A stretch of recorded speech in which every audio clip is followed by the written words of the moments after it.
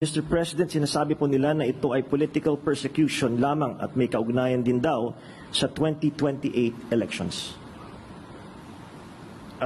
Okay, well, I'm sure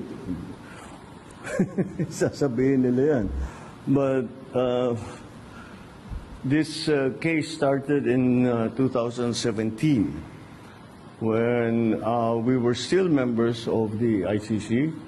And it was during the time of former President Duterte. So I don't see how that can be political persecution on my part, because it was initiated before I even came into the picture. So that would seem.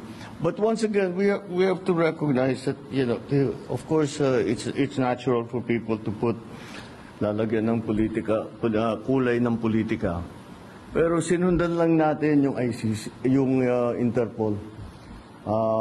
Wala tayong, hindi natin kinakausap yung ICC.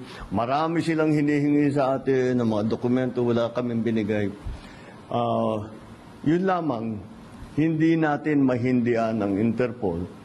Pag sinabi sa atin, tulungan nyo kami, kailangan namin kunin itong taong ito. Dahil, kung maalala ninyo, lahat ng mga tumakas dito sa Pilipinas, kagaya ni Alice Go, kagaya ni Arnie Tevez, kung sino-sino pa, pati naman yung mga human trafficking sa Myanmar, pati sa mga nadadamay. Sinong tumulong sa atin para makita natin yung mga ating kababayan na inaapi at ginagamit sa masamang paraan? Ang Interpol. Kaya naman, dapat naman tayo, pagka sinabi sa atin, tulungan nyo kami sa ganito, tumulong kayo. Kaya naman, ganun ang ginawa natin.